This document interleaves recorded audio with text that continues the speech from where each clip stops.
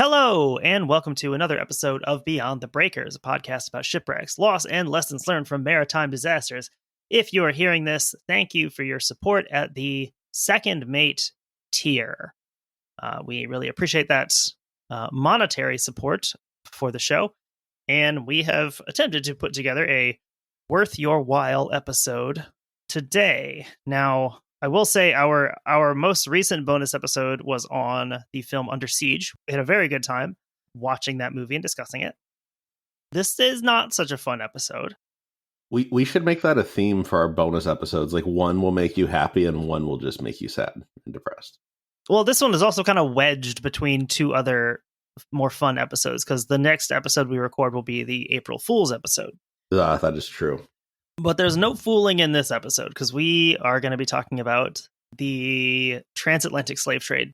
You know, I'm going to go ahead and say it. I'm against that. I'm against the transatlantic slave trade. Guy standing up painting the transatlantic slave trade was wrong. Yeah. You can quote me on that one. So we've mentioned a couple times that we have somehow never done a shipwreck from Brazil. And after today, we still won't have done a shipwreck from Brazil, but Brazil will be the focus of the episode. It is pretty amazing for a country with such a big coastline. We haven't touched on Brazil. Yeah, there's quite a few that we could do, but yeah, we just have not gotten down there. This, I think, will inspire me to do more in Brazil, though. We did have one that wrecked off the coast of Portugal. That's kind of the same thing. The San Pedro de Alcantara. The inspiration for this episode was an article by Dinizulu Tinnie from the Journal of African American History called The Slaving Brig Henriqueta and Her Evil Sisters. Is that Henrietta? Oh, yeah, that's like the Portuguese version of Henrietta. Yeah. A case study in the 19th century illegal slave trade to Brazil. In the introduction to the article, Tinnie explains the rationale for this piece as part of the endeavor to render this enormous scale of the transatlantic slave trade down into something that is more manageable for an individual person to really conceptualize. It's sometimes easier to tell a big story through a more localized perspective. Mm-hmm. This is a very data-oriented article, but it communicates a really human-focused message. So in the intro, Tinnie explains the choice of the Henriqueta, of the hundreds, thousands of ships that carried enslaved persons from Africa to North, Central, South America. Why this particular vessel? Why does this warrant its own investigation? The history of the Henriqueta offers numerous detailed insights into the illicit traffic to that country, its impact on the Africans, the wealth it built, and the attempts by Great Britain to suppress its activities. Reconstructing the story of a single ship in this circumstance might aptly be compared to the archaeological task of recovering and reassembling the scattered remaining fragments of an ancient vase, whose pictorial decorations once had an important story to tell. The history of this single slaving vessel of the 1820s might be viewed as a main stem with many roots and branches, each leading potentially to other case studies. Point being, it would take years, decades to document all of the available information about all of these vessels. Mm-hmm. This is one in particular that has a fairly interesting story. I mean, I guess it's sort of an example of that probably made up. Isn't that a made up Stalin quote of like one death is a tragedy, but like 1,000 is a statistic? I mean, it's sort of the like view of that of like this one story is more illuminating than trying to tell 1,000 stories. Not very well. It is. Yeah. I mean, I think the estimate is that almost 5 million slaves were taken from Africa just to Brazil. So it's hard to it's too big, really. It's too big of a scale to really grasp. Uh-huh. Whereas this is going to be a bit more granular in looking at this specific experience on this ship, and that in some ways I think makes it a bit more real. One other question I have before we go too deep, and I don't know if you know this because it's not really directly related to this, what's in it for Great Britain? Why are they so we will get to that. We will get to that. That is in this. Okay. It is, because I know like it's very interesting that like they play a pretty big role in like anti-slavery things, and like I am familiar with the British Empire and their work. It's not altruism. Yeah, is the answer. Okay. I didn't figure. So by the time our story concludes today, Brazil will be its own independent nation, independent from Portugal. But to set the stage for Brazil's reliance on the African slave trade, we should look back to colonial history of South America's largest nation, a history that is tightly intertwined with slavery, much like that of the United States. And you could argue, and many people probably do, more so, at least in terms of raw numbers. You're talking about almost 5 million slaves. In the history of the United States, it's something in like the 300,000s of number of people actually brought from Africa to the United States. Of course, that doesn't account for people born into slavery, but still, we think of it as such and it was such an intrinsic part of early America, for getting the country started, particularly in the South, but, with the slave economy. But putting it in kind of perspective of like, Brazil is this, times 10. I think that's interesting. I think, to some degree, slavery in America took care of itself in the North with industry and manufacturing kind of taking over, and slavery not being like a conducive way to do that necessarily. But the lack of that, I wonder if that's what plays somewhat of a role in Brazil, where the only thing is extraction of this free labor to produce a raw material. Getting into an overview here. So I am going to first read a bit from Robin Blackburn's very dense book, The Making of New World Slavery, from the Baroque to the Modern, 1492 to 1800. This is not one that I've read cover to cover. It's very dense and it has a lot of documentation in it. This is from the chapter called The First Phase, Portugal and Africa. Portuguese initiated the Atlantic slave trade and African slaves in the mid-15th century, and for the next century and a half, they virtually monopolized it. Portuguese princes obtained a species of papal sanction for the trade, and the monarch established a Casa dos Escravos to tax and regulate it. A house of slaves is what that means. It maybe is translated something more like department. Yeah, that makes sense. They drew on the most advanced astronomical and mathematical thinking, ignoring the religious animosities of fellow Christians, in order to facilitate and replicate the voyages of discovery. They established colonies of settlers and imported slaves on a string of Atlantic islands. With help from Italian, and Flemish merchants, they turned these islands into producers of sugar, cotton, and dye stuffs, as well as wheat and cattle products. These institutional innovations were to have a major influence on the European colonization of the New World. They were the work of a kingdom and a people at the cutting edge of Christendom, linked to commercial centers and possessed of a culture whose Latin matrix incorporated Muslim, Arab, and Jewish components. I'm not sure that we give the Portuguese enough credit for their work here, because we don't. Yeah, we absolutely don't. Slavery should be the first thing I think of when I hear of Portugal. I think a part of it is that, like, in the modern day, Portugal simply is not as visible. Mm-hmm. There are not as many countries that speak Portuguese. Portugal itself is not a notable power on the world stage. It's sort of Spain's Canada.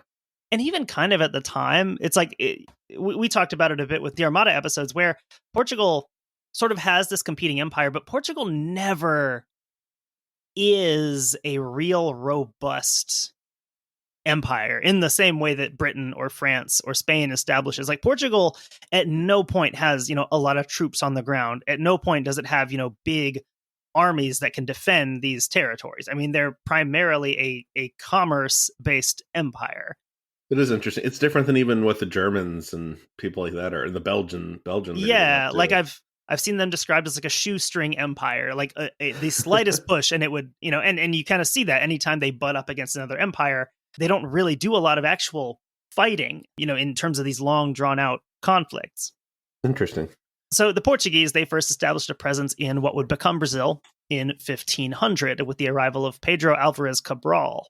For a few decades, Portugal had only nominal presence in Brazil, but with the incursion of other Europeans, they took steps to more firmly take possession of the land starting in around 1530.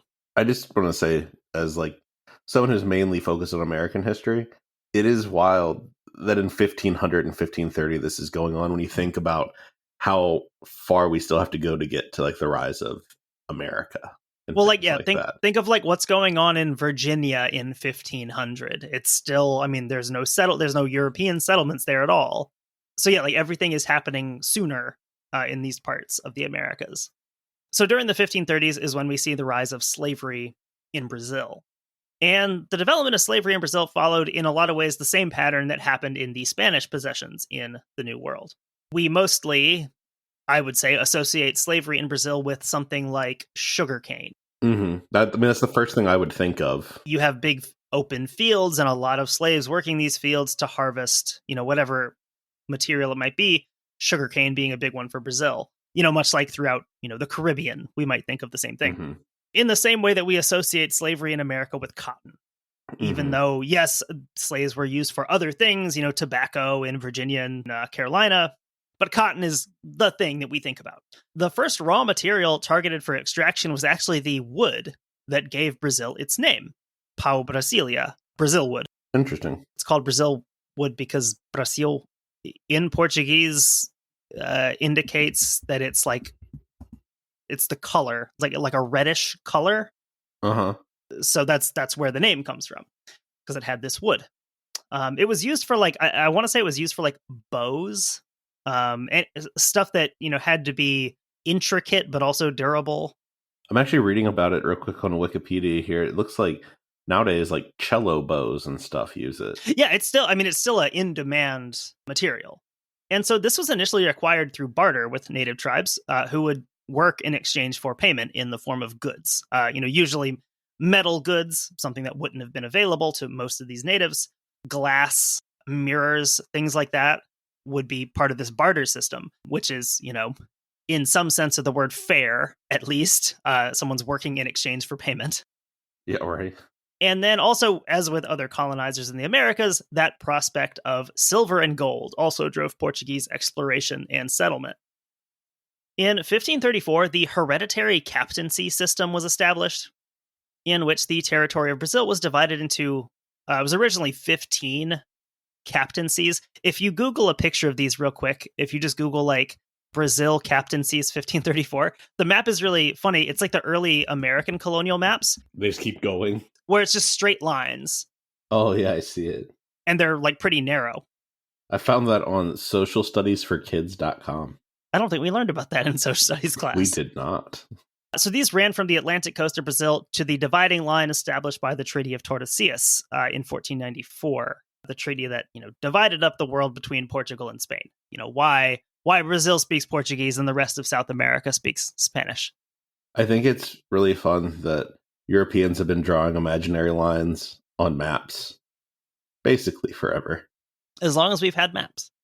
These captaincies largely failed from an economic perspective, and they would undergo various reorganizations and reacquisitions by the crown. These were basically just granted to, they're usually referred to as entrepreneurs, but they're nobles. They're people with money who are granted these things and, hey, develop this. Do something this with is where you're sending your fail children. Kind of. It's like a soft conquistador situation where these guys aren't necessarily leading out armies, but they're doing a similar task. Listen, we know you can't fight the Aztecs, but go harvest some sugarcane. With this system, of course, there's motivation for these. They're referred to as donatarios, the people who are receiving these, the administrators of these things. They have this incentive to develop their land for the cultivation of sugarcane, something that they can make a lot of money doing with this land. So this really is like the planters in the South, especially. Yeah, absolutely. Yeah. Of course, this is going to require massive amounts of manual labor. And just like what we saw, with the Spanish colonies, the first to be enslaved in the system are the natives. And then over time, these are gradually replaced with this increasing flow of slaves from Africa. Because you've killed all the natives. That's part of it. Obviously, a lot of natives died from European diseases, your smallpox, your flu, your measles, stuff like that.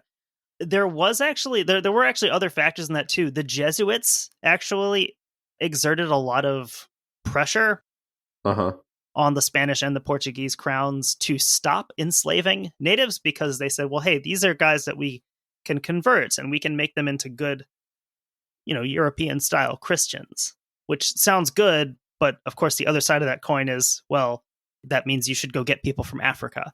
Also, what if they didn't want to be a Christian, but also didn't want to be a slave?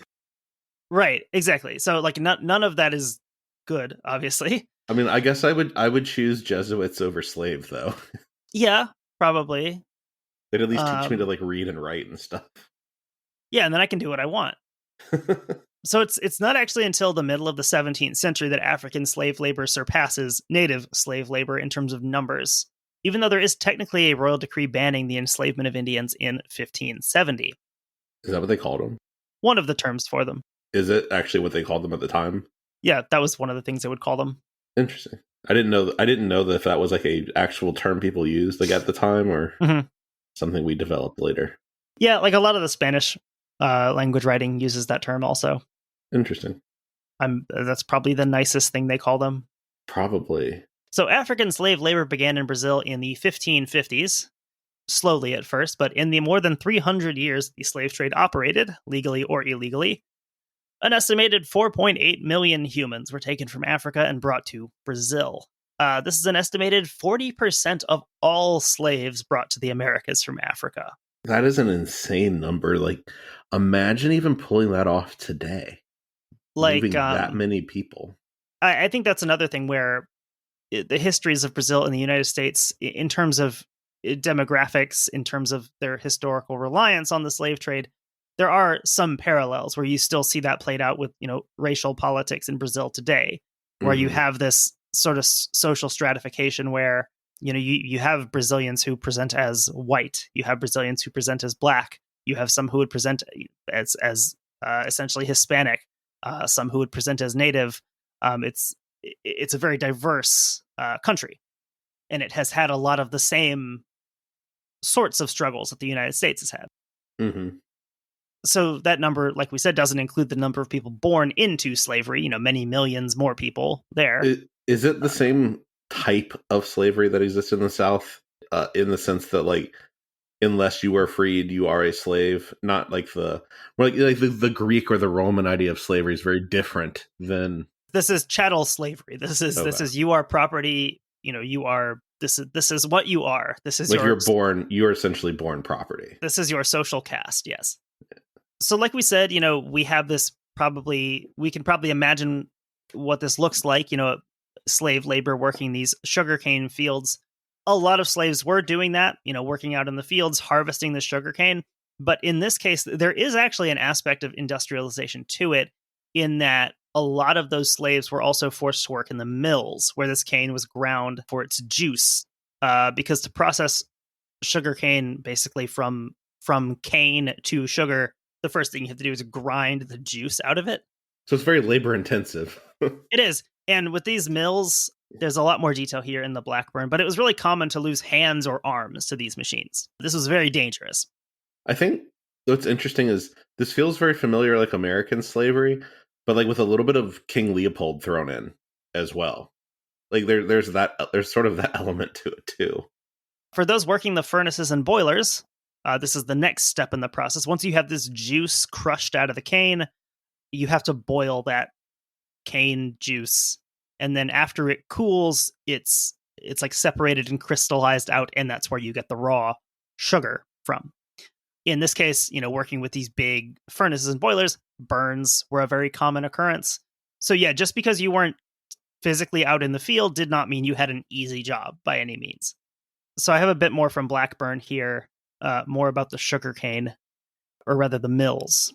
The standard 16th century sugar mill had crushed pieces of cane between two horizontal rollers with an extra press required to extract the remaining juice, which would then be boiled in a succession of copper vats, skimmed, purged, and cooled in clay molds that further purified the sugar. The mill introduced to Brazil around 1608 to 1612, the Engenho de Três Paus, employed 3 vertical collinear rollers, with the cane passing through the rollers twice and itself helping to transmit the motion of the machine. The new arrangement simplified the mill's traction, dispensed with the need for an extra press, and allowed larger pieces of cane to be ground. The method of processing the cane juice was not affected, but because of increased yields, the new equipment put profitable sugar making within the reach of the medium-sized producer. It was said that a Spanish priest from Peru introduced the new milling method to Brazil, and it seems that a similar arrangement had been used for milling ore, and that the invention was an Indian one. So it's basically like a big mortar and pestle. So getting into the main article itself, we're fast forwarding a bit here. So obviously Slavery exists in Brazil for hundreds of years, longer than anywhere else in the Americas. But we're gonna fast forward through most of that here. And so in the intro to this article, Tinnie gives a brief overview of what we alluded to at the beginning, Britain's decision in 1807 to ban the slave trade. On March 25th, 1807, the British Parliament, after more than a decade of debate, finally enacted legislation for the abolition of the slave trade, but not slavery itself, throughout its dominions, and outlawed any further involvement in it by British citizens. This prohibition was rooted in a growing sense of moral outrage vis-a-vis the ignominious centuries-old commerce in human lives, in which Britain was the largest participant. But the British were also greatly motivated by economic self-interest. As the burgeoning sugarcane economies of Brazil and Cuba, the two major markets for the trade at the time, were competing against the established British West Indian colonies with increasing effectiveness. And the lifeblood of that emerging ascendancy was a constant supply of enslaved labor.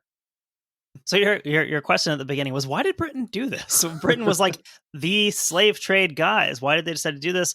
And, rather than them suddenly growing a conscience, this is much more like pulling up the ladder behind them. Uh-huh. As that quote highlights, that this isn't just a way to feel better about themselves. This is a business decision. So, sort of like how they might have supported the Confederacy, but we're like, oh, wait, we can grow cotton in Egypt. We're good. That being the case, they wanted to set about making sure that all the other colonial powers had to play by this new set of rules as well. And this is done by various treaties. Once the other teams start getting good at the game too, you change the rules, of course, to the game if you want to stay on top.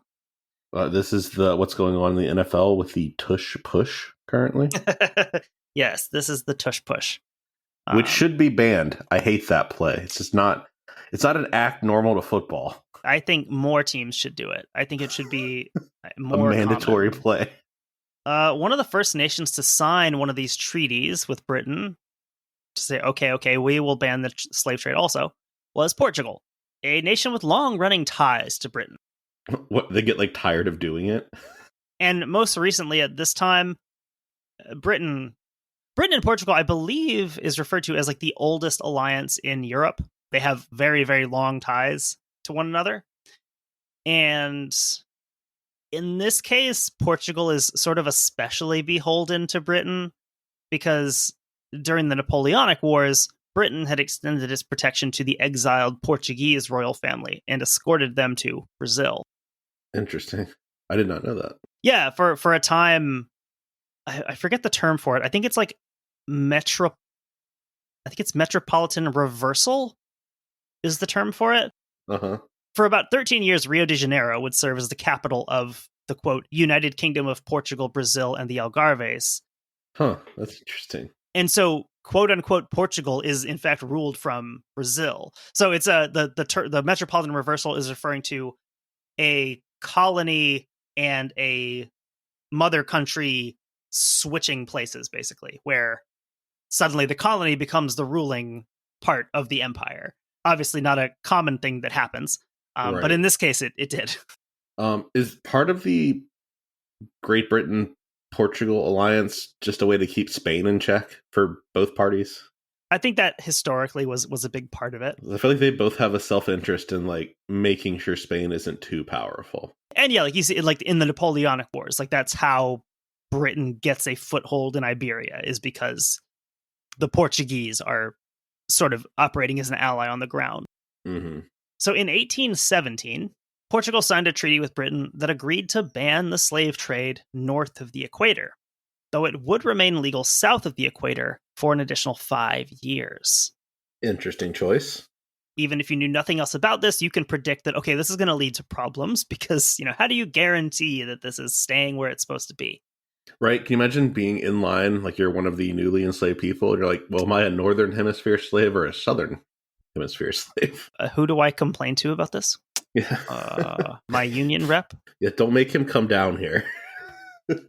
So when Brazil won its independence from Portugal in 1823, this meant that Britain had to turn around and make a new treaty with Brazil for the same purpose, exchanging, among other things, official recognition of the new nation for the agreement to ban the slave trade. And this is, the early 1800s. This is Britain at the peak of British power. Britain gets whatever they want, essentially. Quick clarification question. I don't know a lot about how Brazil got their independence. Did they ask nicely, or did they have to do like the American thing?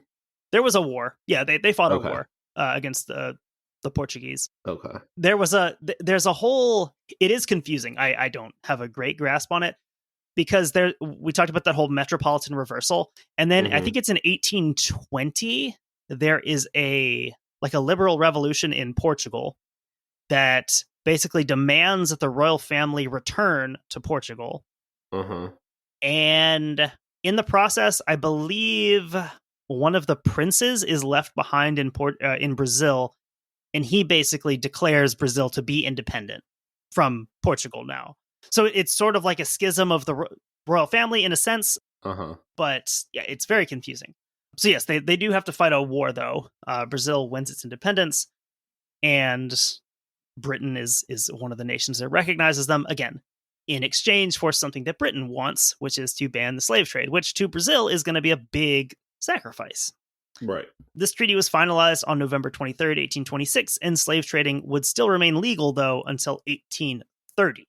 So the, scare quotes, problem for slave traders was that the most profitable areas of the African coast were the bights of Benin and Biafra, a few hundred miles north of the equator. When you learn about like slave castles and stuff in school, this is the slave coast that you're learning about. And this is north of the equator.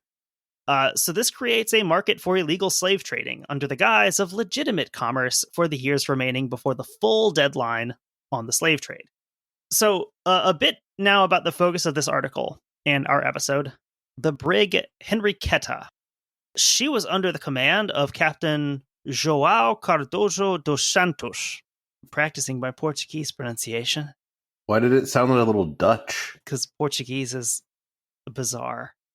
Portuguese sounds great. I can read Portuguese fine, but I've never mastered the pronunciation because I'm always messing something up or pronouncing it like Spanish.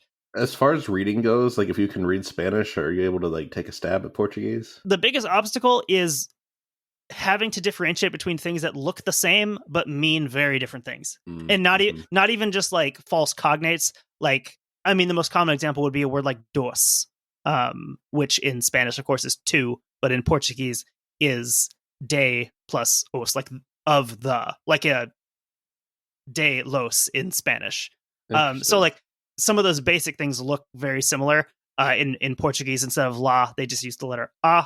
Instead of L, they use the letter O. So there's a lot of those very, very basic mechanical things that can like really trip you up. But yes, like I've never been in a situation where I needed to speak any Portuguese at all. So even when you were in Portugal? No, my host brother just like mumbled in Spanish to make fun of what Portuguese sounded like to him. So João Cardoso dos Santos, and then the owner of the Henriqueta is José Cerqueira de Aguiar Lima. The Tinnie writes it as José de Cerqueira Lima, but the other places he's listed is the other way. So I'm going to use José Cerqueira de Lima, or G probably in Portuguese. I could find very little about him outside of the article, but his son does seem to have attained a level of fame and is actually noted for experiencing incompatibilidade with his father due to how the elder Lima attained his riches. So his son becomes like a military guy, like a politician, and he apparently, like, as a young adult, has this big falling out with his father over how he made all his money. So, which is interesting for the time. Yeah, it's like someone cutting out like their CEO father or something. It's very interesting.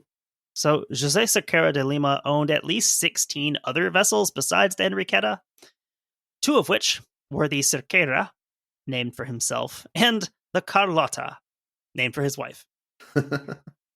How romantic. Named a slave ship after the love of your life. I named my newest slave barge after you. Beautiful Carlota. Quoting here from Tinnie.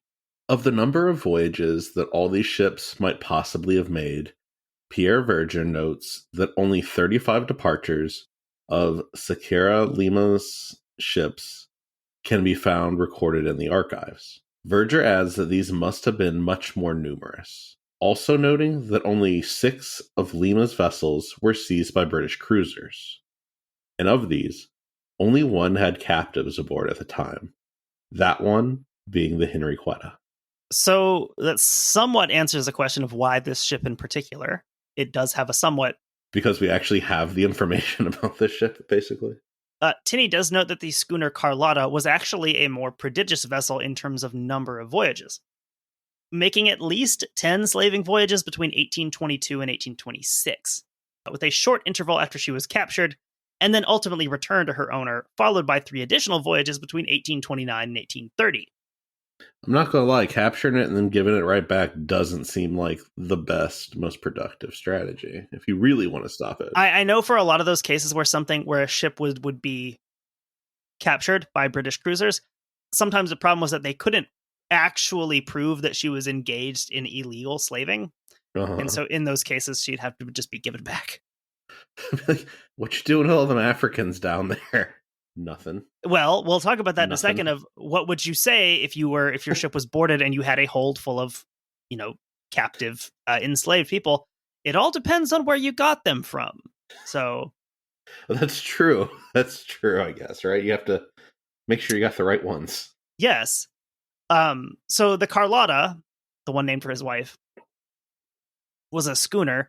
She was actually on the smaller end of Sakura's slaving fleet, weighing in at 176 tons, which, again, would explain the motivation for her to make more frequent voyages. She's not carrying as much, or as many people. Also, exact numbers are often hard to pin down on these because it's not exactly in the slaver's best interest to record everything faithfully. Right. And, a voyage isn't going to show up on a ship's record if she was traveling maybe under a false name, which happens quite frequently here. Also, the brutal reality of this is, even if these numbers are documented, the number that get on the ship is obviously going to be bigger than the number that get off. That would be, I know there's probably no way to figure this out, but what is the attrition rate on that voyage? Yeah, it is harder to get an estimate there in terms of start to finish. From what I could tell, a lot of the more reliable numbers are on the back end of it. Because, if they're getting off the ship and then they're being sold, there is documentation of those transactions. So Sakura's 2 largest vessels were the aforementioned Sakura, a 304-ton brigantine, and our main character, Henriqueta, a 256-ton brig. I just want to say, and I want to share this with everyone listening so it can get stuck in your head too. I have Dear Henrietta, the song, stuck in my head. By the Fratellis? Yeah. But I'm doing it with that, and I hate it. Dear Henriqueta, we're just 3 lonely boys. So also something I always have to look up whenever it comes up, because it seems like Brig should just be short for brigantine, but it's not. Yeah, they're different. It's like all these ship things. It's mostly always just a difference in either the number of masts and or the way that it's rigged. So a brig like the Henriqueta has square-rigged sails on the foremast and mainmast, while a brigantine is square-rigged on the foremast, and it's fore and aft rigged on the mainmast. It doesn't really matter to us here. But Tinnie points out that overall, Sakura's fleet consisted of smaller ships on average than what you might expect from the Caribbean slave trade. We will see just how small in a second. 2 main reasons for this difference would be slavers traveling to Cuba would be covering larger distances, meaning that each voyage needed to carry more slaves to be profitable. Also, with growing pressure on the slave trade, smaller vessels would have been more useful for smuggling and easier to navigate in shallow or secluded waterways, and cheaper to replace if they got lost or seized. That's the first thing I thought of, is rather than having all your eggs in one basket, if one of these gets seized, no big deal, you got plenty of others. And it's much more about escapability and elusiveness, I imagine, than anything. Like with Sakura, better to have 17 smallish vessels than 4 massive ones. Yeah. If you're possibly dealing in illegal slaving.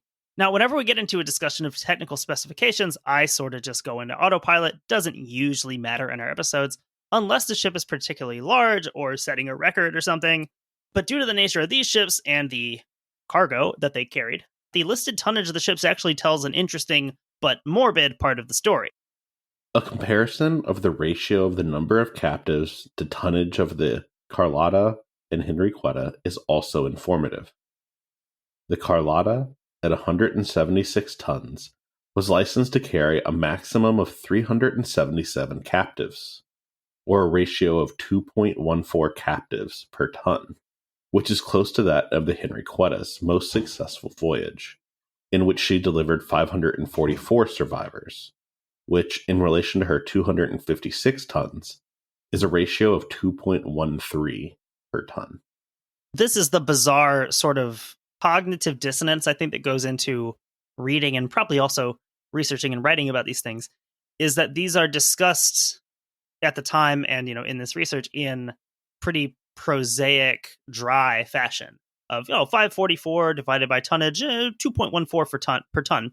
I think what's striking with me in this is literally what I do with logistics stuff now, is figuring out efficiencies and where things can be better and these different ratios and things. And you kind of disassociate from it when it's just random cargo.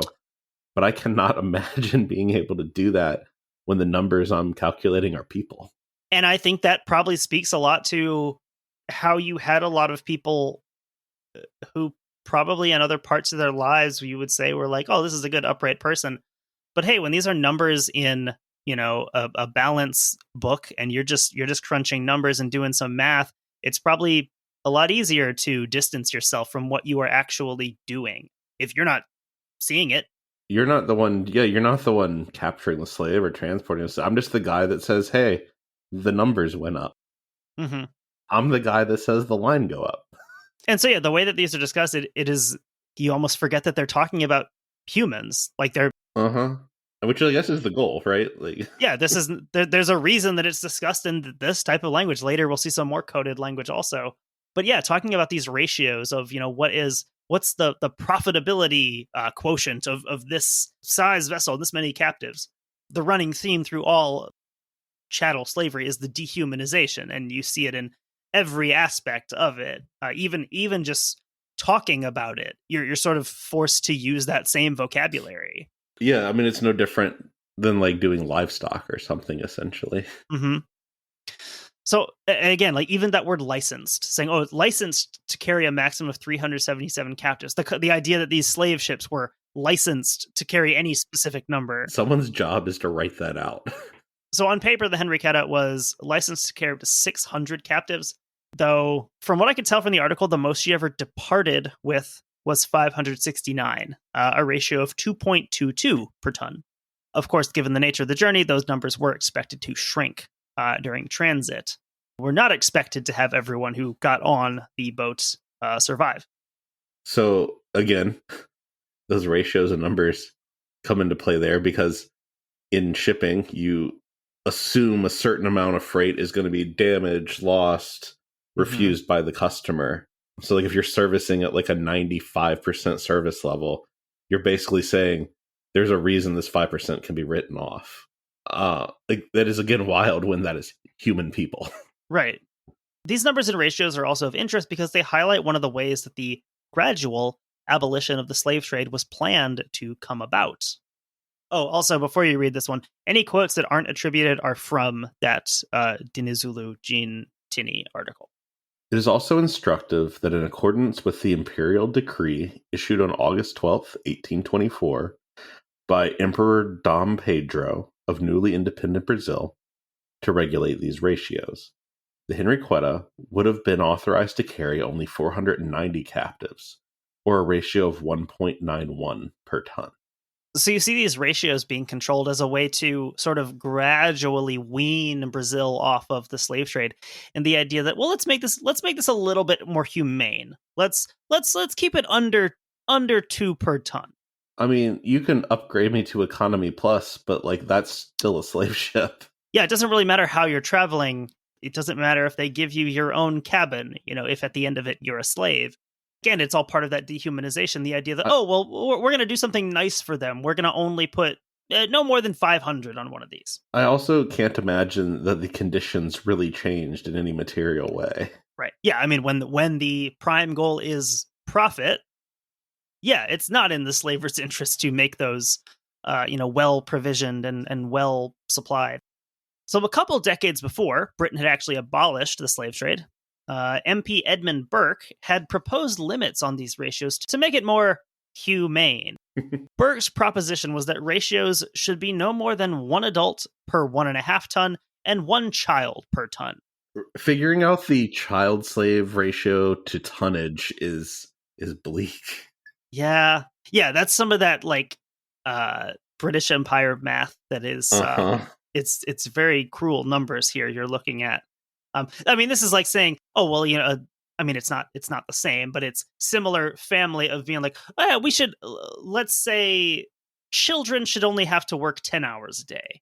Right. Tinnie writes, quote, "In other words, the number of captives stowed aboard these Brazilian slavers was roughly double or more what was considered to be minimally humane by Burke's proposed formula." Like, I think it's not usually that fruitful to relativize these things, to say, oh, well, Edmund Burke was a good guy because he only wanted 1 slave per ton or 1.5 slaves per ton.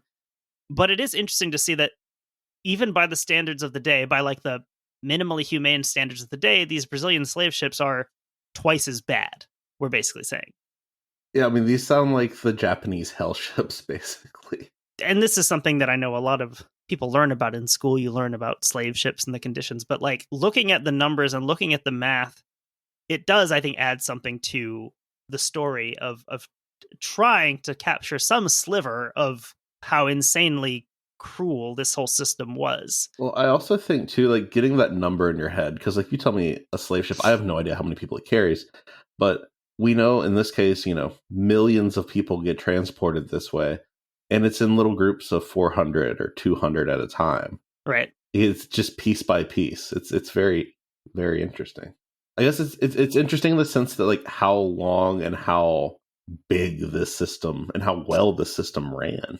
Yeah, it's like when you think about that, the number of ships, the frequency of these voyages had to be, the hellish conditions on each one.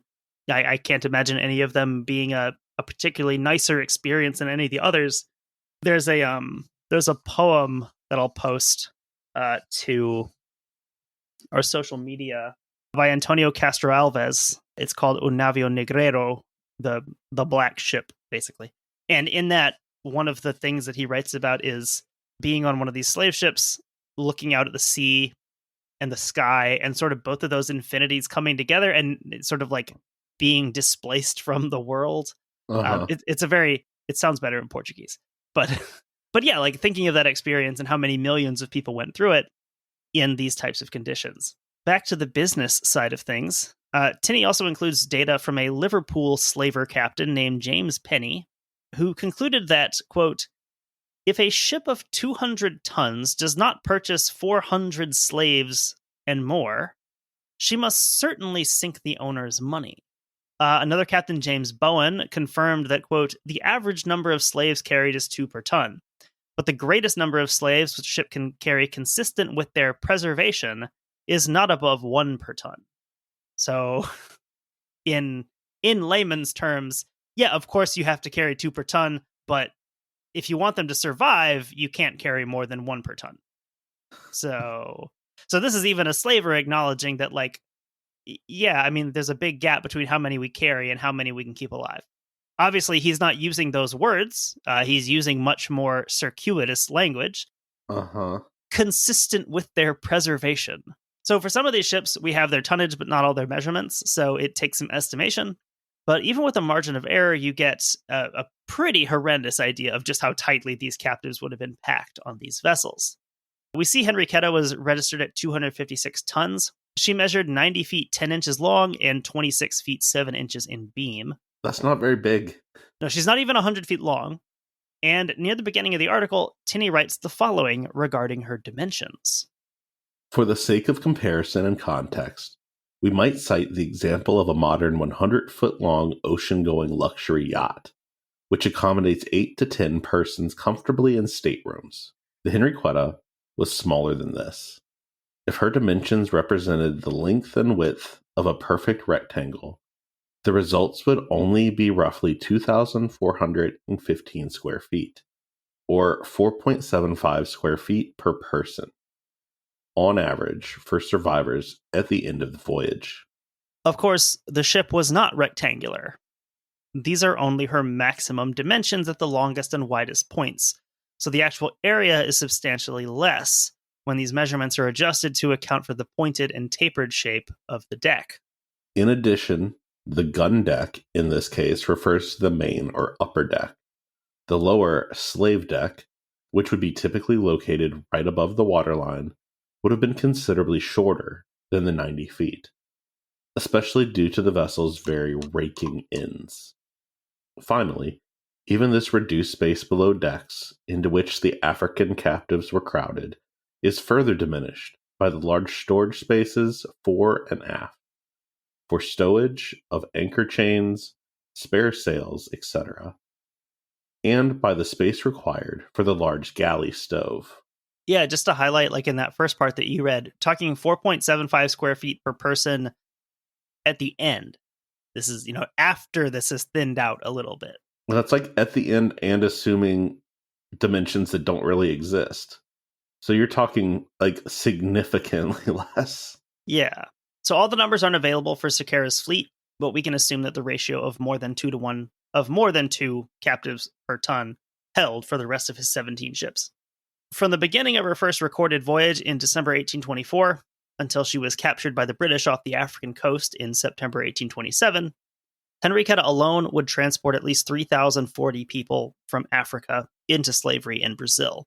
Like you said, ultimately we're talking about almost 5 million people who are carried from Africa to Brazil, and just one of these ships is carrying only 3,000 of those people. So it kind of tells you how many ships, how many people have to be involved with this over the centuries that it's taking place. I think that's the thing that's most staggering to me is that this wasn't just one generation of person doing this. Like this was handed down generation after generation. Mm-hmm. Like that's pretty wild. Yeah. So if you extrapolate this out for the rest of the fleet, it's understandable how Sakara made such a fortune. We'll hear a bit more about that fortune here. This longer quote from Tinnie. It was from such profits that Senor de Sakara Lima became Salvador Bahaya's most prominent citizen. With an enormous house that was legendary in its time for its luxurious furnishings and lavish social gatherings, the edifice would ultimately become the official residence of the provincial president, where the emperor himself was received, after Brazil's transition to a republic. The home of the governor of the state of Bahia until its demolition in 1927. The house is, like so many imposing public and private edifices that grace the cities and countrysides of the New World, symbolic of its time and place, not just because of the great disparity in wealth that it represented, or the ignoble means by which that wealth was accumulated, but in the actual labor involved in its construction. No less significant is the glaring absence, amidst all of the superlative descriptions in contemporary reports, of any allusion to how this magnificent structure was built, and by whom. It would be beyond naive to presume that enslaved laborers, skilled and unskilled, were not involved in the construction of this opulent suburban mansion in the early 1800s. Even if the historical record is all but mute, as with the elegant antebellum mansions found throughout the southern United States. Again, I mean, those parallels are inescapable. Yeah, the infrastructure. That quote stole my thunder. I was like, that reminds me of, all the plantations where people get married at now. And yeah, like that infrastructure is still there in many places, and it's still used in obviously not the same exact way that it used to be, but like that history is still there. That's still a huge part of the fabric of, certainly of the United States, and obviously, from here talking about Brazil also. But it's that same thing where you really cannot escape the past when it's that baked into how this place became what it is. Yeah, it's interesting that and I'm only speaking for the United States here, and especially the South, we hang on to the plantations and things like that because they're pretty. Mm-hmm. But you wouldn't go have a party on a preserved slave ship somewhere. It's the same thing. It's all part of the thing. It just happens to be pretty to look at. Yeah, I mean, the United States, I mean, you look at the White House, all of these symbols of the United States that are inextricably tied to slavery. So, despite the openly lavish lifestyle of those who profited from these slaving voyages, we do have to remember that a good portion of their profitable, quote, activities were strictly illegal by the order of the day. It is a bit bizarre, I think, mentally to talk about legal and illegal slaving. Mm-hmm. That's not to apply any moral valence to one over the other. But yeah, so these guys were technically breaking the law. I mean, think like Al Capone, the great Alphonse Capone. He's breaking the law. Everyone knows he's breaking the law. How else would he have so much money if he wasn't breaking the law?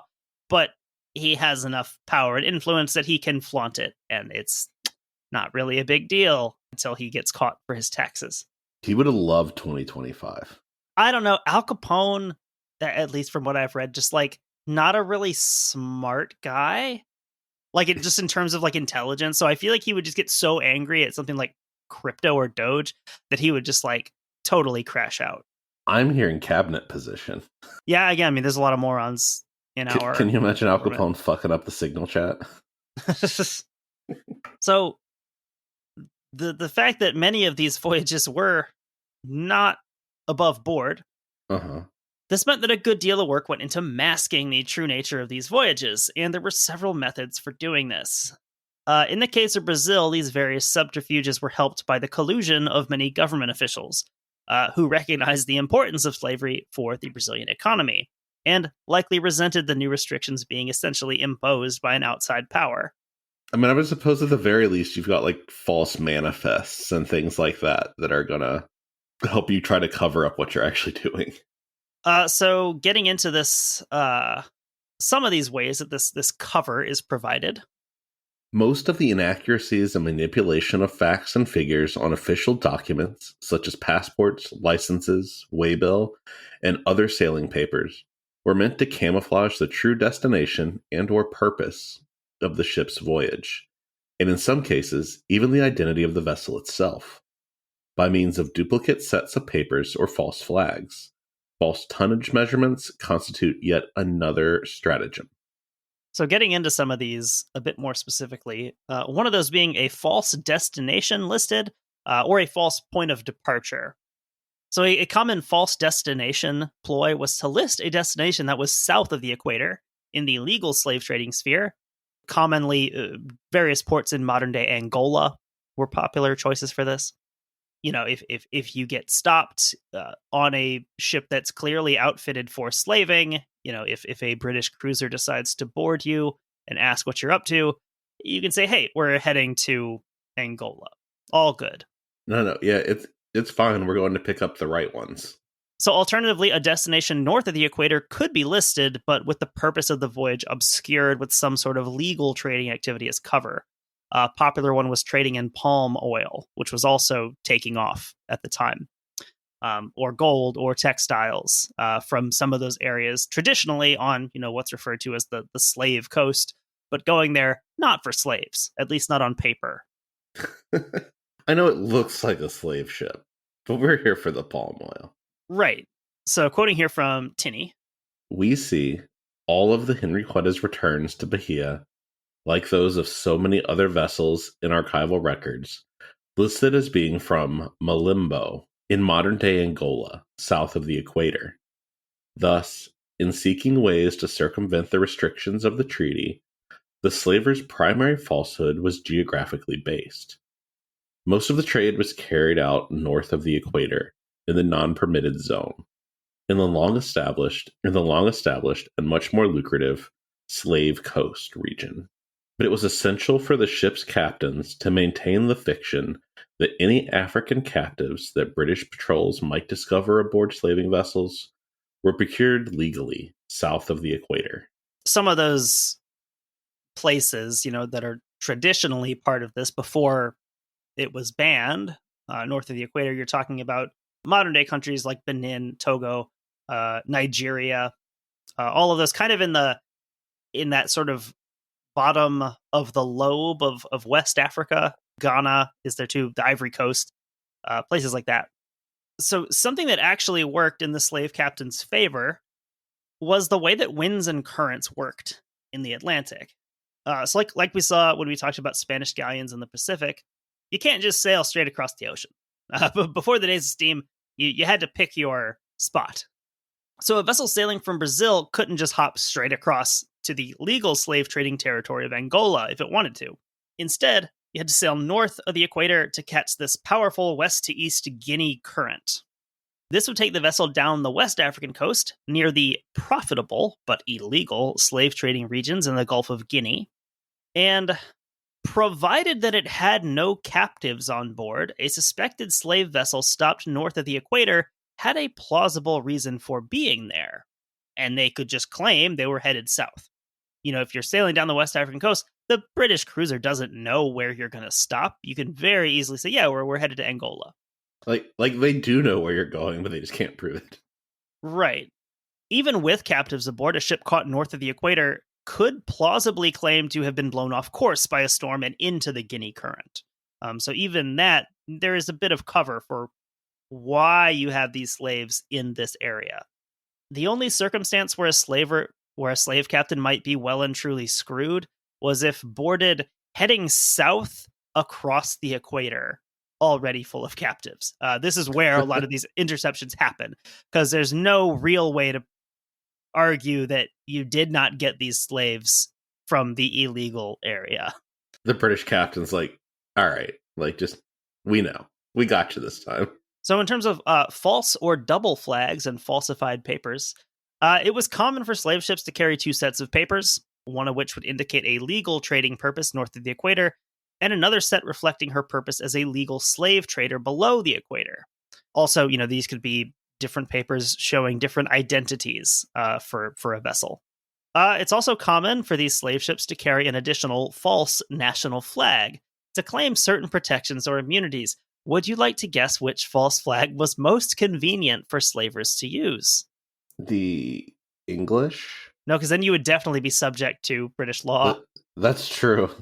They would know you're faking. A certain country that extracted immunity from British search and seizure. Is it Portugal? Who is it? These negotiations were easy because they speak the same language. Oh no. It's the United States. Oh no.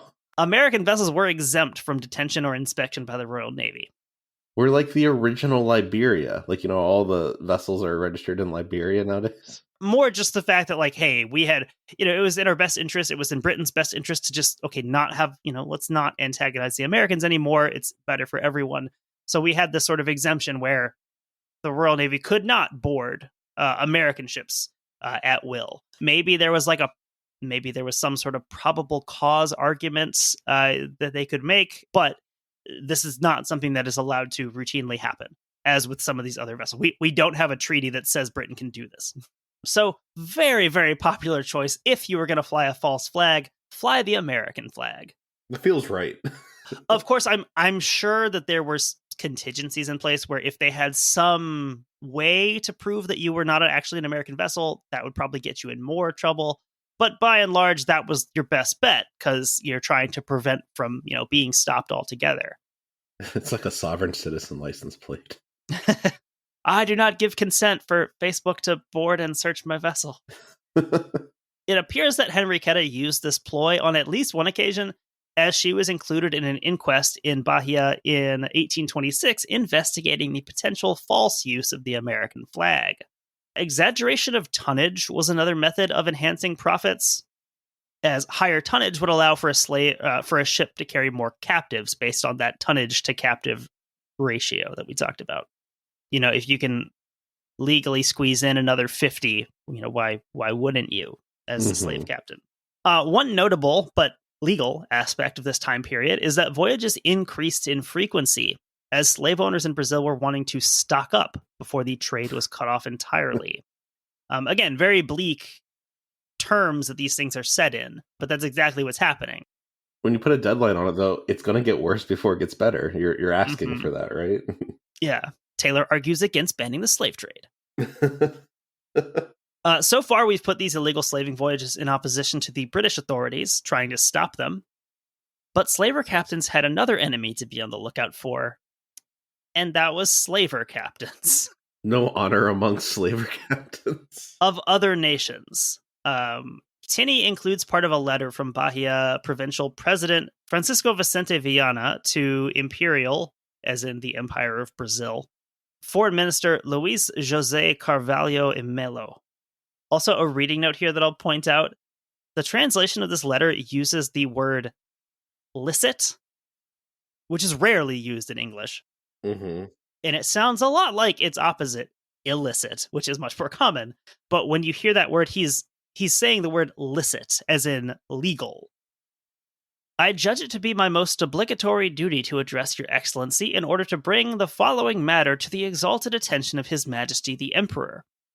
On the 2nd of this month, the ship Conceição Estrela appeared in this bay, coming from the port of Huida, where she sold her cargo for money, which she was carrying to Malembo for the illicit traffic in slaves.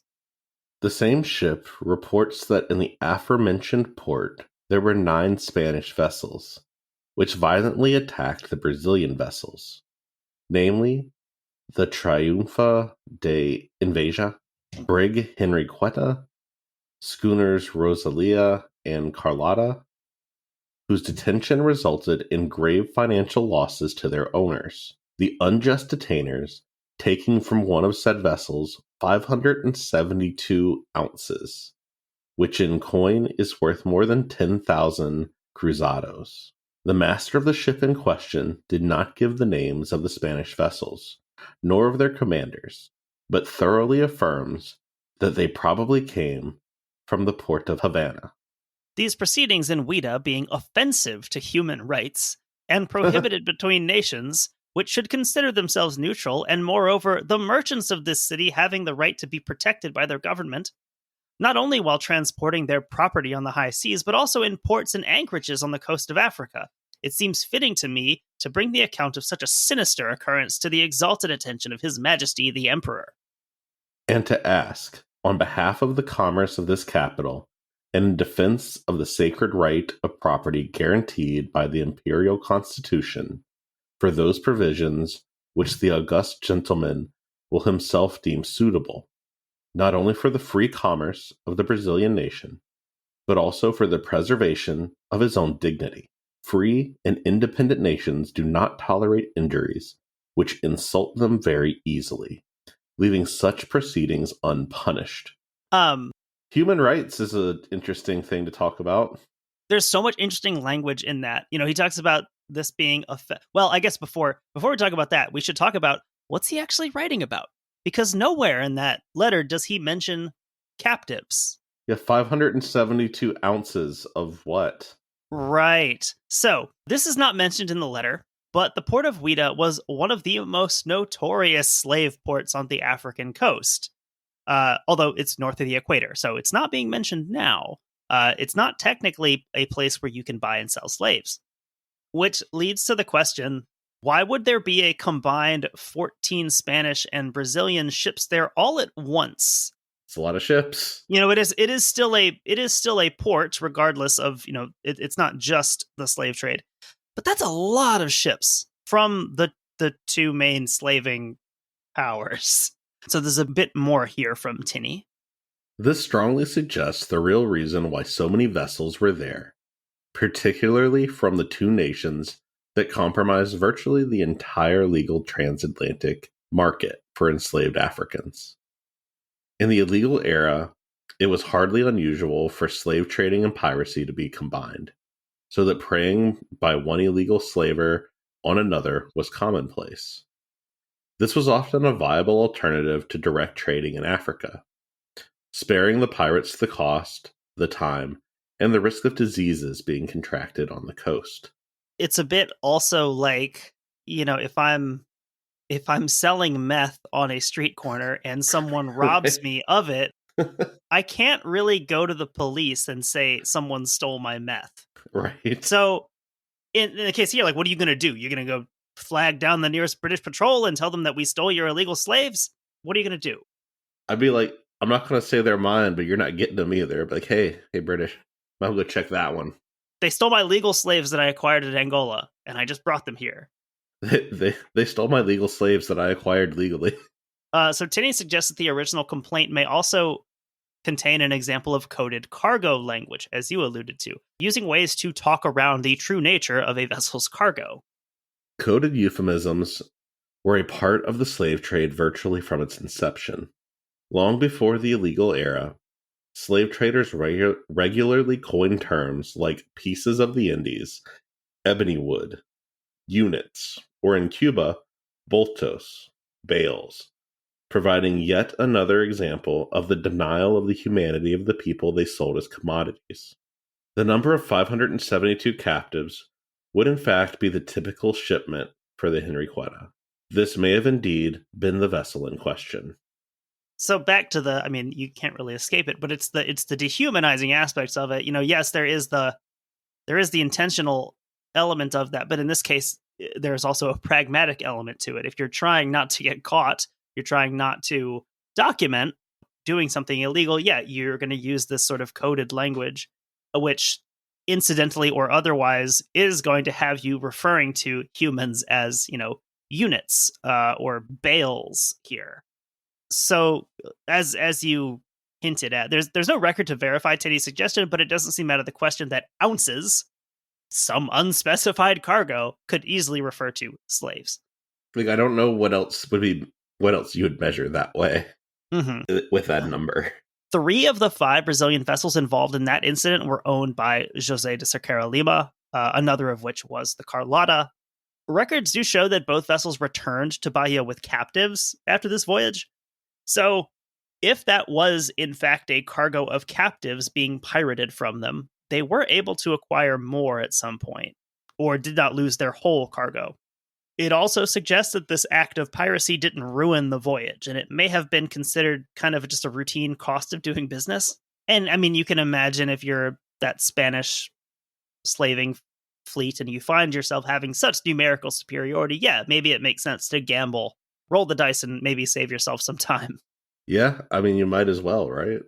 Tinnie is also interested in the fact that the captain of the Conceição Estrela could identify the nationality and possible port of origin of these ships, but apparently couldn't identify any of them by name, nor the names of any of their captains.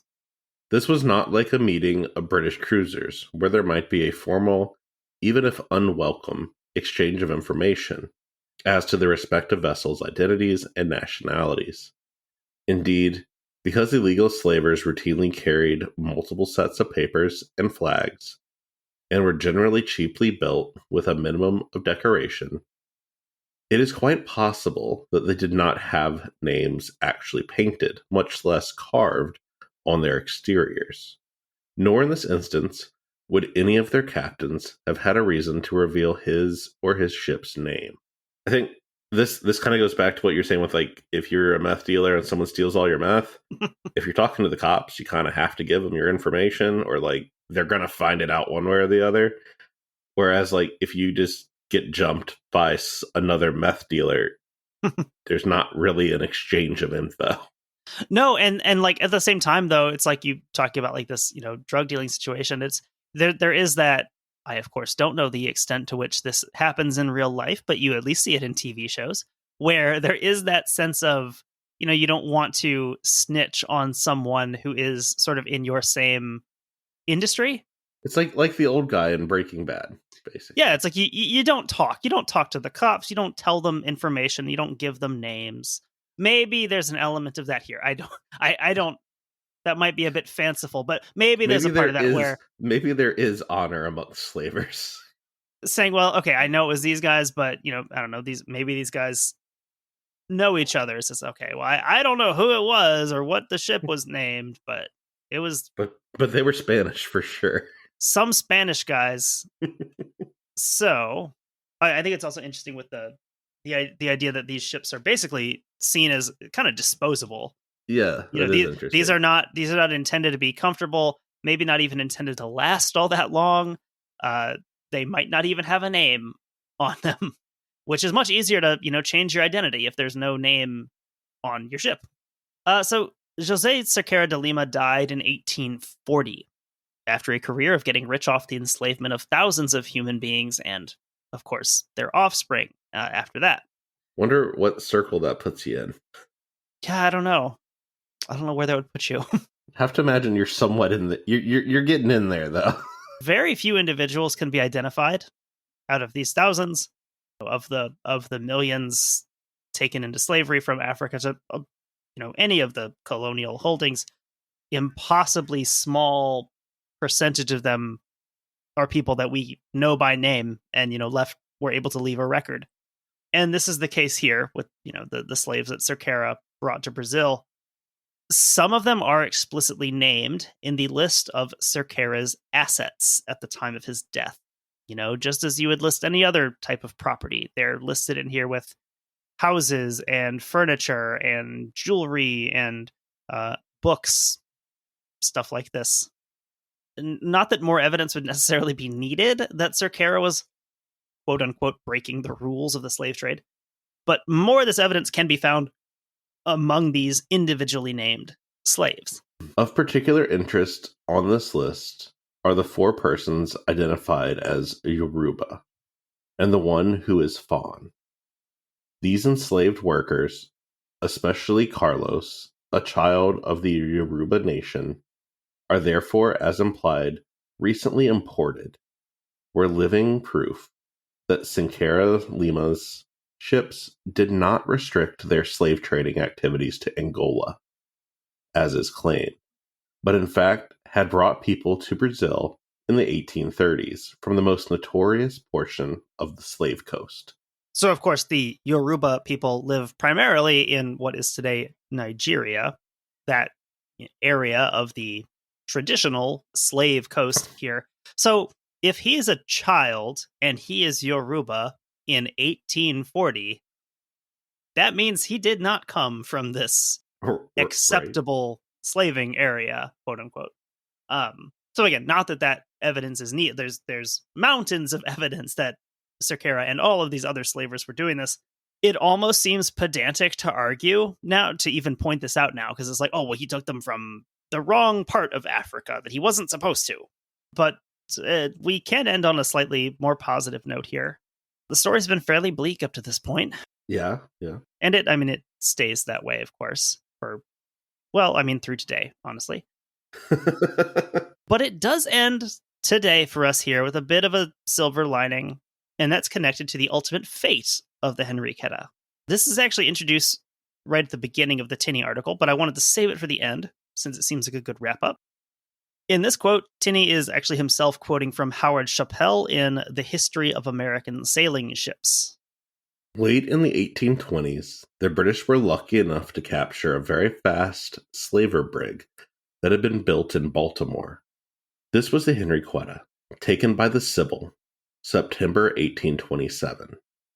The slaver had made 6 trips previous to her capture, during which she landed 3,040 slaves in Brazil, making $400,000 for her owners in less than 3 years. This vessel was purchased into the Royal Navy as the Black Joke and employed on the slaver patrol. The Black Joke was very successful as a slave catcher, but she was worn out in 1831, and she was burned by order of the Admiralty on the Cape of Good Hope station at Sierra Leone on May 3rd, 1831. So I guess a bit of karmic justice, I guess. She spends almost as much time, or I guess slightly more time, as a slave catching vessel, after the first part of her career as a slaver. And I think that highlights something interesting with this, in that these slaving vessels were small and fast and maneuverable. And that was also the ideal type of vessel to catch one of these. You didn't want a big lumbering man of war. You wanted something small and fast and maneuverable. Well, especially because you're not trying to sink these. You're not getting into like a ship of the line combat situation. Yeah, exactly. It's kind of like when you read about like pirates and pirate hunters. You weren't going after pirates with these huge line of battle ships. You wanted something that was small and fast that could catch them. So, of course, slavery itself would continue on longer in Brazil than anywhere else in the Americas. Actually, it's not abolished in Brazil until 1888. That is crazy late. Yeah. And I mean, this is coming, from Americans, where we abolished slavery very late in terms of the context of the entire world, the 1860s. And yeah, like Brazil has it till 1888. And I was reading a bit about this, but slavery, it isn't abolished by some, royal decree. It doesn't really come about because of some change of heart. It comes about a lot because of demographic changes in Brazil. I think by the time slavery is finally abolished, about 15%, I think, was the percentage of the population that was enslaved. And so you're kind of getting to that critical mass where it's like, this is not really tenable to have this huge of a percentage of your population enslaved. Right. So anyway, that is where we'll end our story today. I thought that was an interesting read to get kind of a more focused look at one of these vessels, the Henriqueta, and in the process, learn a good bit about the slave trade itself to Brazil. Yeah, no, that was a really interesting story. It's not something that I know. Like, the slave trade in general is not something I know a ton about, but it's particularly going towards Brazil. It's really interesting. It makes sense why so many Confederate people went there after the Civil War. Yeah, it does. Yeah, and I think that whole discussion of like Brazil and like the monstrous numbers involved in the Brazilian slave trade, I think it can be used sometimes in bad faith in sort of like a whataboutist sense of like, oh, well, American slavery wasn't even that bad. If you look at what Spain was doing, what Portugal, what Brazil was doing, these are in the millions. It's like it's one of those things where it's hard to quantify on a level of like severity, because it's like for each individual of those people, this was the entire world. So like this was for millions of people, this was everything they ever knew, from birth until the day that they died. So it's like, it's hard to just look at the raw numbers and say, oh, well, this was worse than this. But it is truly like incomprehensible amounts of people. It's just irrelevant. It's just a bit like, it just doesn't feel like a discussion that's really worth having. Right. So, I mean, I think it's good to learn more about this and have a better idea of the context. Because I think as Americans also, we can sort of have that exceptionalism in the opposite way of saying like, oh, well, like everything about American history is, the worst thing that's ever happened. And it's certainly close, but I think there's also, you can get a bit of tunnel vision, and it sort of keeps you from learning about other parts of the world things. Yeah, that have been through similar types of experiences and other people who have gone through these things. I think we'll end it there. Awesome. Yeah, and we will be back soon. Next thing we record is our April Fool's episode. I'm very excited. I am very excited for that. I've seen a few of the potential ads, I think, and they're going to be funny. All right, so we'll talk to y'all soon.